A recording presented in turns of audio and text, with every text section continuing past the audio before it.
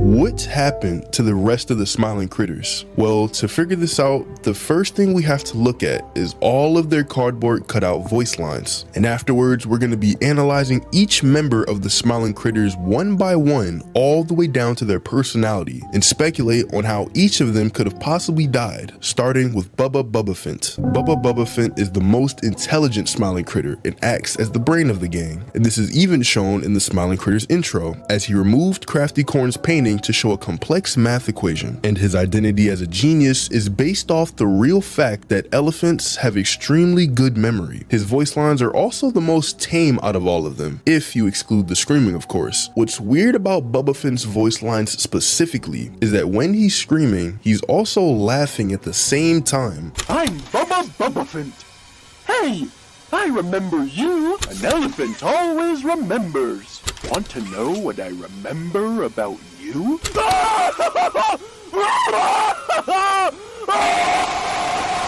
And I might have a valid reason for this happening. However, before looking into that, we have to take a look at one of his normal voice lines, which could be taken multiple ways. Want to know what I remember about you? When Bubbaphant says this, it could mean two things. The first is that he's just expressing the fact that he has great memory, or it could mean that he remembers us working here 10 years ago. But you can honestly look at it both ways. Now, the reason I think Bubbaphant was heard laughing in his last voice line is because of how he and the rest of the smiling critters acted in the end of the episode. When the crew weren't able to sleep, they get a knock at the door and it's revealed to be Catnap. And Bubbaphant was the first to come up and ask for Catnap to put them asleep. After everyone pleads for this, however, once Catnap secretes the red smoke, everyone, including Bubbaphant, is seen laughing maniacally. Now, I'm not sure if the red smoke from this show has the exact same properties as the one in real life, but it seems to show signs of insanity and addiction when someone inhales it, along with them being able to fall asleep. But with that being said, there's a chance that Bubbaphant's laughing in his last voice line is linked to Catnap, as he was initially exposed to the red smoke, causing him to laugh, and Catnap took this opportunity to kill him. Next up is Kickin' Chicken. Kickin' Chicken is known as the cool character in the Smiling Critters, as he likes to keep his cool image and is shown surfing in the intro. He's very determined and doesn't give up easily, even in tough situations. However, Kickin' Chicken can get scared like the other 6 characters in the show, which is not only seen in the show, but it's also heard in his voice lines, as they first include him asking to go outside and hang out. But after this, he says that he's never been outside before, and he asks for us to come with him, admitting that he's scared to go alone. Trying to keep his image, however, he says that he'll step out first, and soon after you can hear him screaming. Hey, I'm Kickin' Chicken.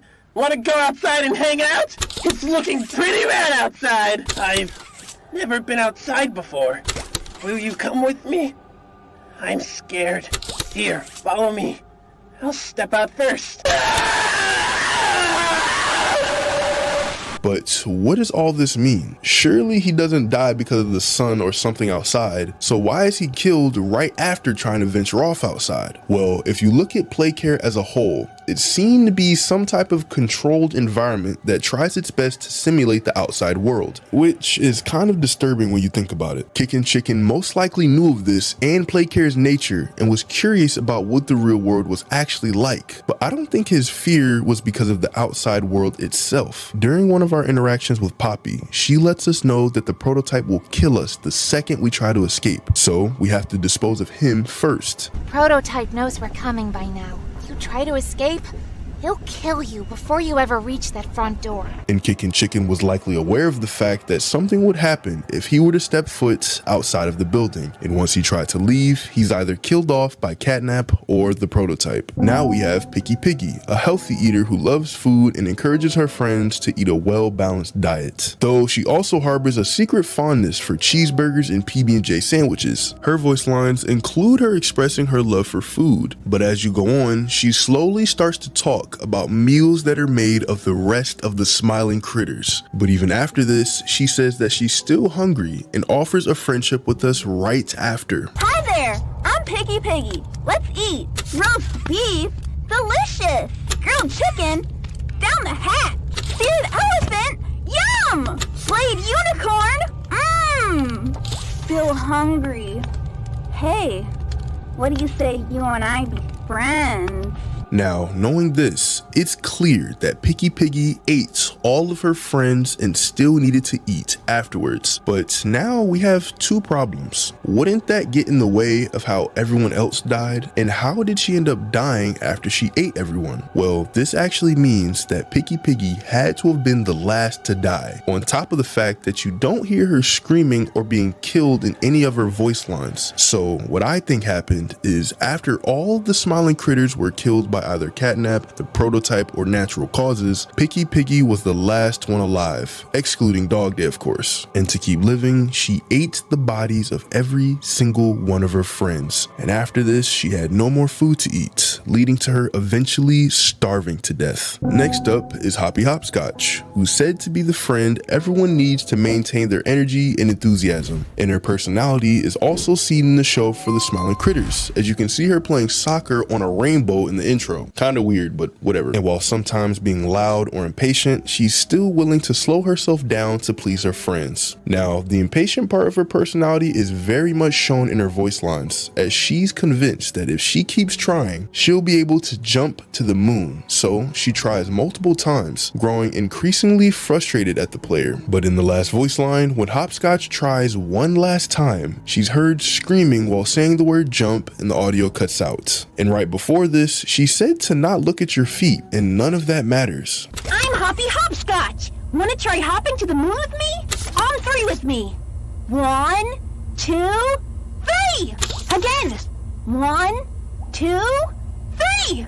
Listen, this won't stop until we make it to the moon. 1, 2.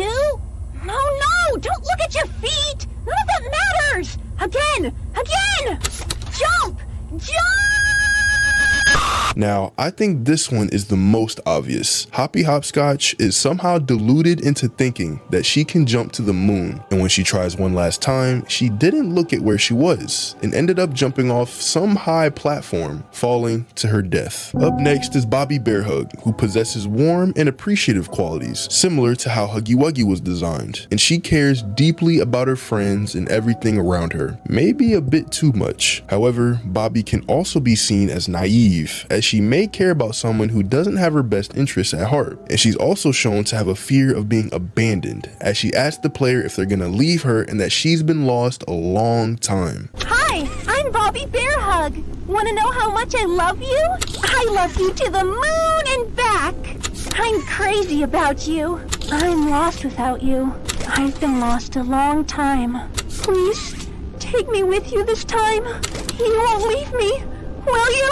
I honestly think that this is the saddest of them all, especially considering the fact that Bobby Bearhug is the one who cares most about everyone, and yet she ends up being abandoned. This obviously leads to the question, why and how was Bobby Bearhug abandoned? Well, this might be due to her clingy tendencies, and the rest of the smiling critters didn't want to be around her because of how close she wanted to be with everyone. Or perhaps she was one of the last to be alive and couldn't find anyone else, which could explain her saying why she's been lost for a long time. And when she says, "You won't leave me this time, will you?" it's likely that she's referring to us leaving Playtime Co. and coming back, letting us know that she doesn't want us to leave again. And after having no one to love, no one to talk to, and nothing to eat, Bobby Bearhug slowly starved to death, possibly never being found due to the fact that Picky Piggy never even mentioned eating bear in any of her voice lines. And now we have Crafty Corn, a creative unicorn with a passion for art, sharing its importance with the other crew members. She also appears to be a peacemaker, seeing the beauty in all things around her. And in the cartoon's intro, she demonstrates her skills as a talented painter by painting an exact replica of Bobby Bearhug. Now, in her voice lines, it sounds like she's making another painting and realizes that she ran out of red. And once she's told this, she doesn't believe you and suspects that you're hiding more red from her. And suddenly, she yells at you to give it to her, and screaming is heard right after, to which she says that now it's much better.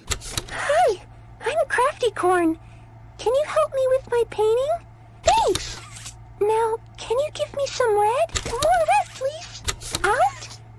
But we can't be out. You're hiding more red from me.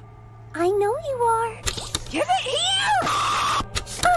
Now that's much better. So for Crafty Corn, I'm led to believe that when she's talking about Red being hidden from her, she's most likely talking to a member of the Smiling Critters. And what's even worse is that she's likely talking about their blood. This is evidenced by the fact that once she yells at one of the members to give her some more Red, you can hear one of them screaming right after, which likely means that she killed them for their blood. But how did she end up dying herself? Well, Crafty Corn could have either died due to starving to death, or she was killed by the other Smiling Critters after expressing her violent behavior and killing one of her friends. But for this member specifically, her voice lines don't really reveal a concrete reason as to how she really died. And lastly, we have Dogday, the trusted leader of the Smiling Critters, always looking at the bright side of things and encouraging others in their time of need. In his voice lines, he tells the player to go fetch, and then questions why we're just standing there. And afterwards, he tells us that we can't stay. But right after this, we can hear Dogday screaming for a lot longer than the other members who died.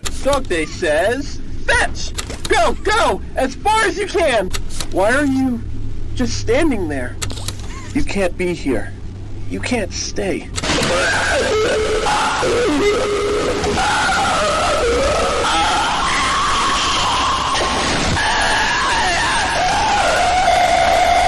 Now this one is honestly the most disturbing because we somewhat already know what happened to Dogday. In his first voice line, when he tells us to go fetch, that's referencing his want for us to leave Playtime Co. and he questions why we're still here. And when he tells us that we can't stay and that we shouldn't be here, he's indirectly revealing the truth of Playtime Co. and showing that he doesn't agree with its beliefs, more specifically the prototypes. And so Catnap and the prototype torture Dogday for encouraging the others to escape, as that's what they do to heretics. This likely explains why the screaming lasted so agonizingly long, and you can actually hear the moment where Dogday's legs are cut off and fall to the ground.